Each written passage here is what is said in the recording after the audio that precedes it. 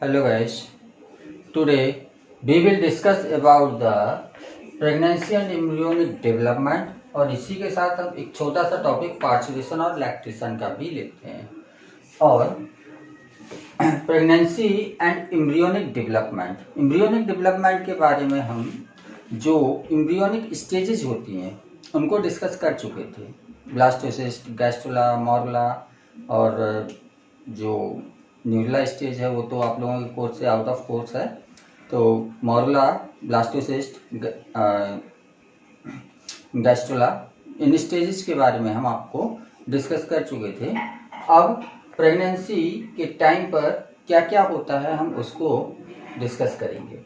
तो प्रेगनेंसी में आपने देखा था कि ब्लास्टोसिस्ट की जो आउटर मोस्ट लेयर होती है ट्रोफोब्लास्ट की लेयर कहलाती है और उसके अंदर इनर सेल मास होता है और इसी इनर सेल मास से पूरा एम्ब्रियोनिक डेवलपमेंट होता है। और जबकि जो ट्रोफोब्लास्ट की लेयर थी ये क्या करती है, यूट्रस में इम्प्लांट होती है और यूट्रस में इम्प्लांट होने के बाद ये क्या करती है, फिंगर लाइक प्रोजेक्शंस बनाना शुरू कर देती है। इन फिंगर लाइक प्रोजेक्शंस को हम बोलते हैं कोरियोनिक विलाई और यही कोरियोनिक विलाई होती है जो यूट्रस की वॉल के अंदर धंसकर इस तरह से इंटरडिजिटेशन बना लेती है, एक कांटेक्ट बना लेती है मैटरनल टिश्यू से। ये जैसे कोरियोनिक विलाई है, ये यूट्रस की वॉल है तो ये इसके अंदर धंसेंगे इस तरह से और एक इंटर रिलेशनशिप तैयार कर लेती हैं मैटरनल टिश्यू से। तो ट्रोफोब्लास्ट की लेयर फिंगर लाइक प्रोजेक्शंस बनाती हैं इन द एंडोमेट्रियम वॉल और इन फिंगर लाइक प्रोजेक्शंस को हम बोलते हैं कोरियोनिक विलाई। यूट्राइन टिश्यू और फीटल टिश्यू, इन दोनों को मिलाकर जो इन दोनों के बीच में जो आपस का कनेक्शन बना है, इस कनेक्शन को हम बोलते हैं प्लेसेंटा। अगर हम बेसिकली प्लेसेंटा के स्ट्रक्चर को देखें तो ये एक एम्ब्रियो है जो डेवलप हो रहा है और ये यहाँ तक जितना ये प्रोजेक्शंस बने हुए हैं, दोनों का एक आपस में रिलेशन बना हुआ है, ये पूरा रिलेशन जो है ये रिलेशन कहलाता है प्लेसेंटा। और इस प्लेसेंटा में 4 पार्ट होते हैं।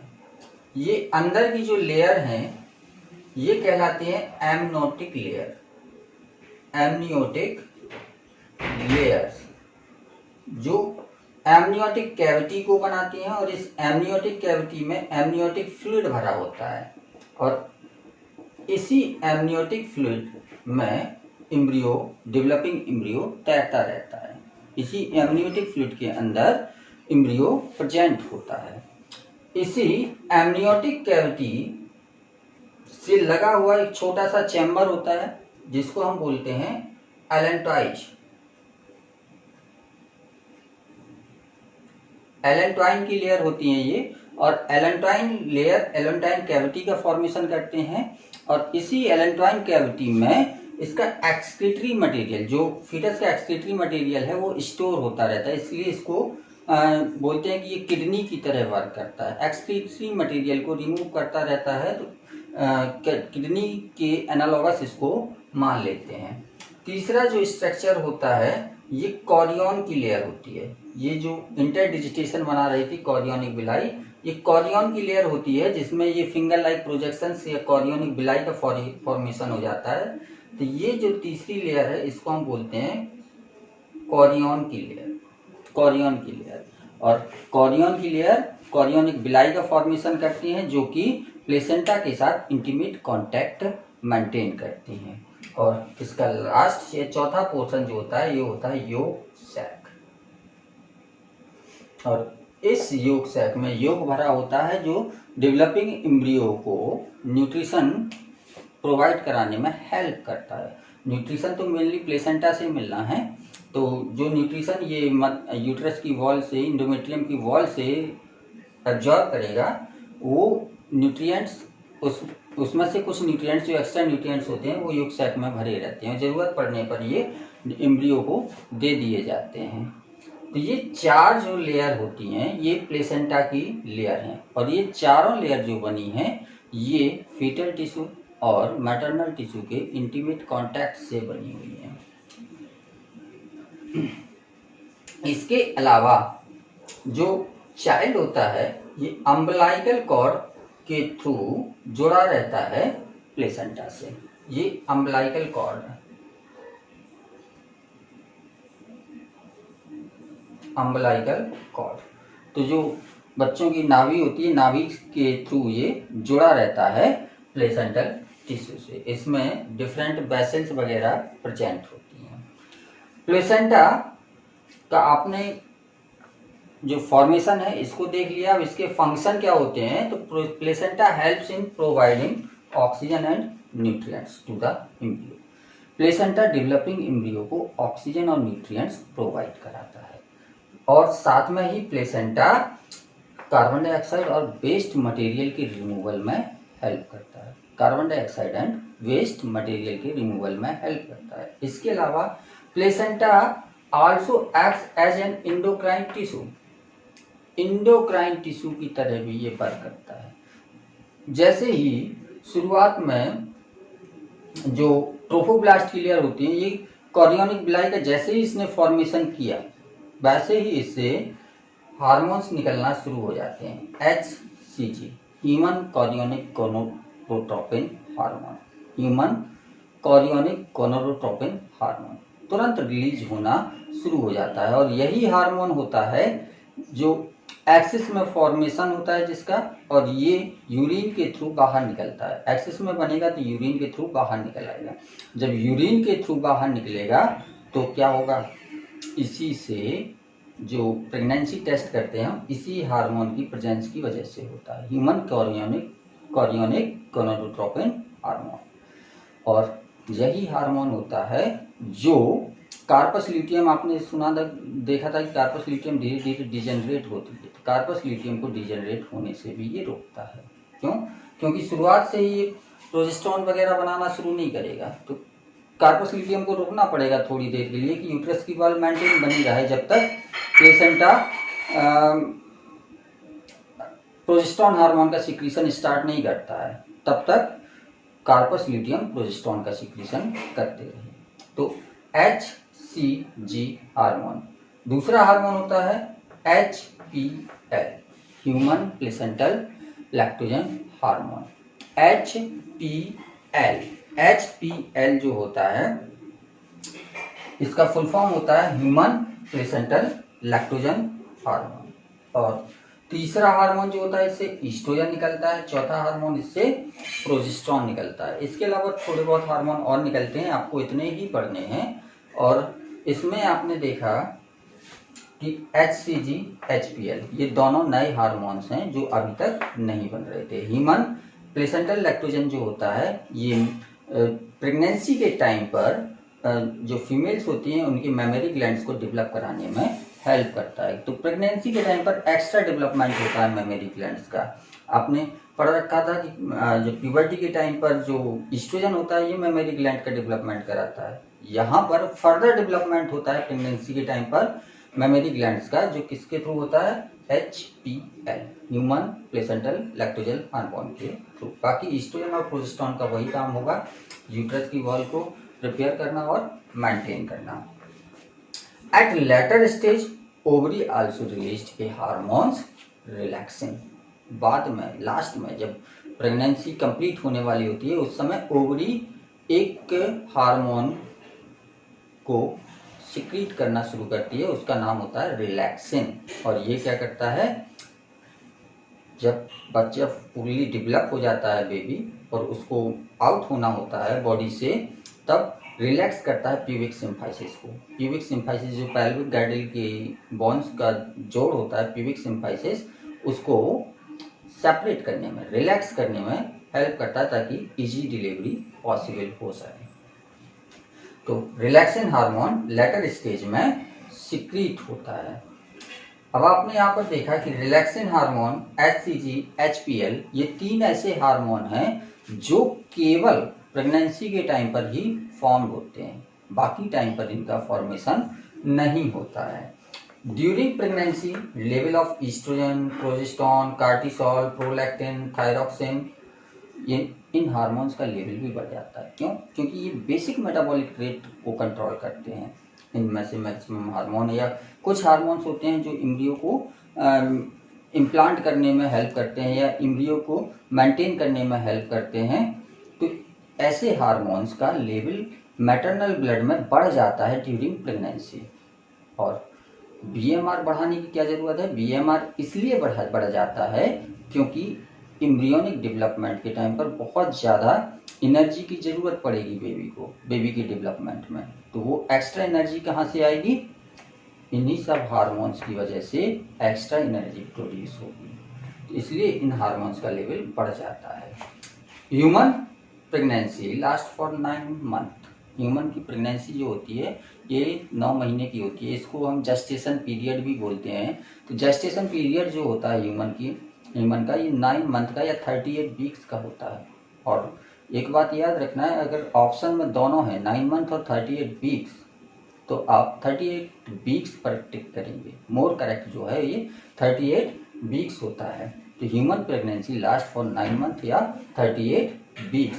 आफ्टर 1 मंथ ऑफ प्रेगनेंसी जो डेवलपमेंट हो रहा है इसमें, जैसे ही एम्ब्रियो 1 महीने का होता है, जब प्रेगनेंसी 1 महीने की होती है, after 1 month of pregnancy heart is formed. Embryo का हार्ट फॉर्म हो जाता है। और इसके बाद हम स्टेथोस्कोप की हेल्प से अगर हम जो प्रेग्नेंट लेडी है उसके स्टमक के लोअर पोर्शन में स्टेथ लगा के सुने, तो ह्यूमन का जो एम्ब्रियो है उस एम्ब्रियो की हार्ट बीट हमें सुनाई देती है। तो हार्ट बीट को हम सुन सकते हैं after 1 month. Eight the end of second month, दूसरा महीना जैसे ही पूरा होने वाला होता है उस समय लिम्स और डिजिट्स का डेवलपमेंट हो जाता है in the human embryo. At the end of 12th week most of the major organs developed. ज़्यादातर जो बड़े ऑर्गन्स होते हैं उनका डेवलपमेंट हो जाता है। उनमें एक्सटर्नल जेनेटेलिया भी आते हैं। तो एक्सटर्नल जेनेटेलिया का फॉर्मेशन 12th वीक मतलब 3 महीने के आसपास की उम्र में हो जाता है। First movement of foetus and hair on head, ये 5th मंथ में अपीयर होते हैं। तो सर के बाल 5वें महीने में बनना शुरू हो जाते हैं। जबकि बॉडी हेयर्स, आईलिड्स सेपरेट्स, मतलब जो बेबी पहली बार आँख खोलता है, तो ये 24 वीक्स मतलब जो छठवां महीना पूरे होने के बाद बेबी अपनी आँख अंदर खोल सकता है। और आईलैशेस का भी फॉर्मेशन हो जाता है।